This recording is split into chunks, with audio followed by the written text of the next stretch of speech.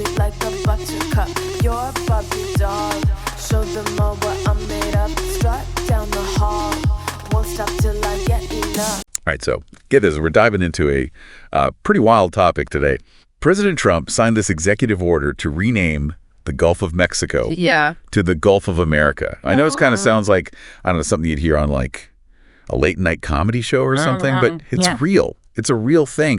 And it's got everyone asking, like, first of all, can he even do that? Right, yeah. And then, like, why? What's the point of even doing this? Yeah, it's certainly raising some eyebrows. I think it gets to the heart of a lot of questions we have today about, like, how much power does one country really have on, like, the global stage, you know? So let's break down what this executive order actually says. Okay. So basically, what it mandates is that all official U.S. documents, you know, government databases, from now on, they all have to use the name Gulf of America. Oh, wow. Okay, so like maps, reports, like literally anything the government puts out has to call it the Gulf of America now. Yeah, that's an idea. So does this mean that, like, everyone in the world now has to suddenly start calling it the Gulf of America? I'm imagining, like, you know, all these world maps being frantically reprinted right now. Not quite. This is where it gets kind of interesting. The executive order only applies within the U.S. government. So it's a little bit like if, you know, if you decided to start calling your pet goldfish King Neptune or something, like, you're totally free to do that, but don't expect, like, the rest of the world to start calling your goldfish King Neptune. Right. Okay. Right. Yeah, it's kind of similar in that way. That makes sense. That's a really good analogy. Okay, so what about, like, you know, companies like Google or something? Like, will Google Earth have to, like, update all their maps? Yeah, that's a great question. It's a good question because it shows how these, like, naming disputes play out in the real world. Yeah. So Google actually has a policy for stuff like this, and they basically use the most common name based on, like, what the bordering countries all call that place. Right. So, and I mean, considering the Mexican president kind of sarcastically called it America Mexicana. Oh, right. I think it's pretty safe to say that Mexico's not going to be on board with this Gulf of America thing anytime soon. Yeah, no, I don't think so either. So it sounds like Google would probably end up, like, displaying both names then on their maps. Most likely, yeah. Yeah. Most likely. And actually, that kind of brings us to another pretty important point here. Even if this, like, name change is mostly, like, symbolic within the U.S., it kind of does create a little bit of a logistical mess on the international level, right? Oh, interesting. Because it's not really just about semantics, you know? It can lead to confusion and it can complicate, like, communications between different countries. Right. Especially when it comes to things like, you know, trade, scientific research. Yeah, that makes a lot of sense. It makes me think, you know, if the U.S. can just, like, decide to rename something like the Gulf of Mexico, does that mean they're, like, claiming ownership over it now or something? Right. That's where things get, like, even more complicated, right? So the executive order mentions a 30-day deadline for the Secretary of the Interior to implement this change. Okay. And remember, this is the same department that's, like, you know, in charge of handling the naming of landmarks within the U.S. Like, remember that whole controversy we had a while back over Denali? You know, which used to be called Mount McKinley. Yeah. That whole debate about whether to use, like, the indigenous name Denali or stick with Mount McKinley. Exactly. Which is the name that European colonizers gave it. Right, exactly. Huh.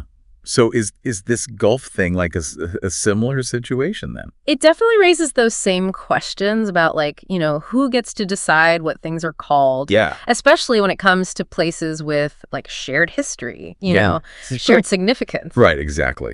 And so, I mean, in the Denali case, the Secretary of the Interior ultimately chose to go back to the indigenous name. Oh, wow. So that gives you a sense of, like, the power they have in this area. Yeah, so the Secretary of the Interior, they have a lot of power when it comes to naming landmarks. But does that, like, really extend to something as vast as, like, the entire Gulf of Mexico? Well, you know, from, like, a purely legal standpoint, the U.S. only has full control over a 12 nautical mile zone that extends from its coastline. Oh. And that's based on, like, international law and something called the UN Convention on the Law of the Sea. Huh. So there's, like, actual rules about this. It's not just like, you know, the Wild West out there in the ocean. Right, exactly. It's not just a free-for-all. Think of it this way. Like, imagine the ocean as a giant park. Okay. Each country gets its own, like, little backyard that it controls, right? But beyond that, it's a shared space. no single country can just come in and claim like ownership of the whole park. I like that. That's a good way to think about it. Yeah. So even though President Trump said that the Gulf is ours because the U.S. does, quote, most of the work there, that doesn't really, like, hold up from a legal standpoint. From an international law point of view, no, not really. But it's interesting, right? Because it does kind of show you the perspective that, some people view American influence as almost a form of ownership. It's a really interesting point. It really makes you think about the power dynamics. Yeah. So if this name change doesn't really, like, actually change the legal status of the Gulf, like, what is the real motivation behind it? Like, why even do this at all? That's the million-dollar question, isn't it? Yeah. Let's delve into that in the next part of our deep dive. Okay, sounds good. Yeah. Okay, so we've talked about how this Gulf of America thing is, like, more symbolic than an actual legal change. But that still kind of leaves us with that question of why? Why even bother making this kind of statement in the first place, Well, I think one clue we can look at is some of the statements made by people who are like supporting the name change, right? Right.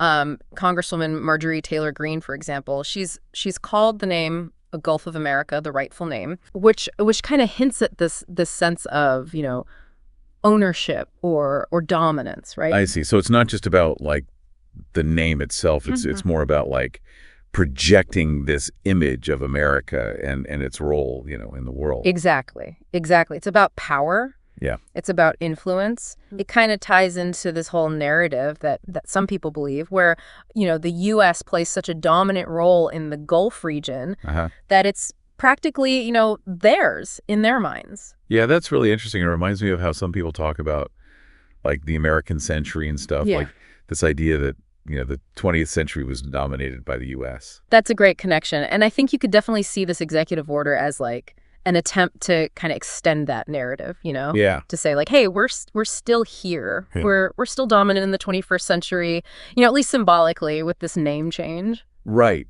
But wouldn't that kind of rhetoric, like, wouldn't that backfire on the international stage? Yeah. Like, it seems like it would just alienate other countries, especially the ones that actually border the Gulf, right? You're absolutely right. It could definitely like create some diplomatic tensions. And I mean, you remember the Mexican president's America Mexicana comment. Right, yeah. It's pretty clear that Mexico is not really on board with this whole name change. No, definitely not. And, pushing this kind of narrative could really like strain relationships with other countries in that region. Yeah, that makes sense. It seems like this whole thing is just like more trouble than it's worth almost, Like what's the actual, like, benefit to the U.S. in doing this? Well, I don't know if we can say for sure what the long-term impact will be, Yeah. but in the short term, it's definitely generating a lot of tension. Oh, for sure. And a lot of discussion, Yeah, I mean, it's everywhere right now. Yeah. It's on the news. It's all over social media. Yeah. Everyone's debating, the history of the Gulf. The role of the U.S., like, what does it even mean to rename a geographical feature that's shared by multiple countries? Right. And that kind of debate can actually be, pretty valuable in and of itself. Oh, interesting. Because it forces us to think about, like, the power of names, the significance of place, and the complex relationships between countries. I see your point. So even if, like, this whole Gulf of America thing never really catches on, it's still, like, it sparked all these other conversations. Right, exactly. About these other important issues. Exactly. Like, it's got people talking about history, geography, international relations. Yeah. It's making us question our assumptions and really grapple with different perspectives, That's a good point, yeah.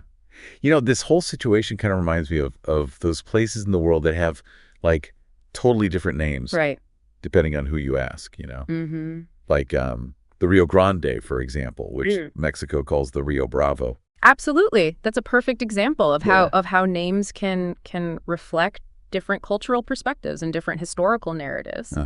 And it happens all over the world, Like the Sea of Japan, for instance, is called the East Sea by South Korea. Oh, wow. And the South China Sea, that's another area with a ton of naming disputes. It's amazing how these things that seem so simple on the surface, like, just a name, can actually be so loaded with meaning and historical baggage. It really is. It really highlights the importance of understanding, like, different perspectives and being mindful of the power dynamics that are at play in these situations. Yeah, for sure.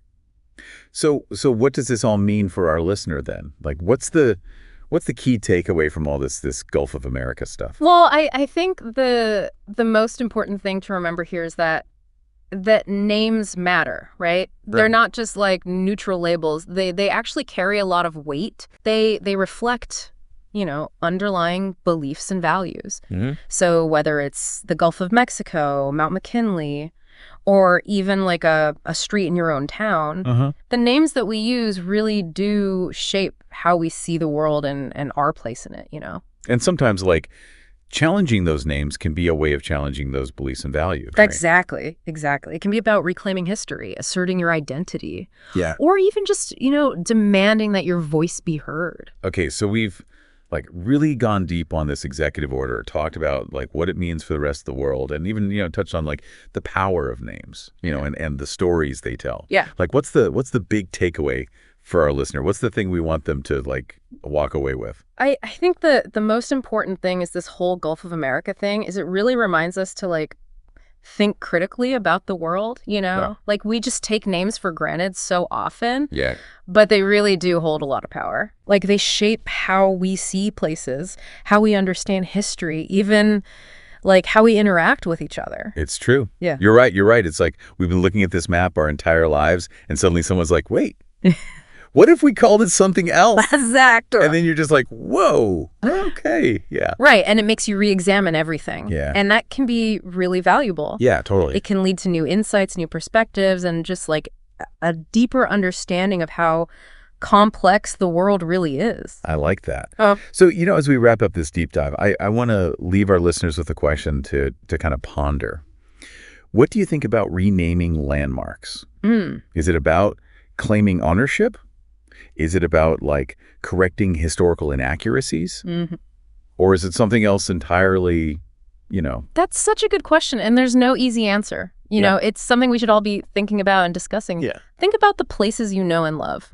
Do their names tell the whole story? Yeah. Whose voices are being represented in those names? Whose voices are missing? Yeah. It's like we're peeling back the layers of a map, and we realize there's so much more under the surface than we originally saw. Exactly. And that's the beauty of exploration, right? Yeah. Whether it's geographical, historical, or even just within our own minds. Right. There's always more to discover, more to learn, and more to question. Absolutely. Well said.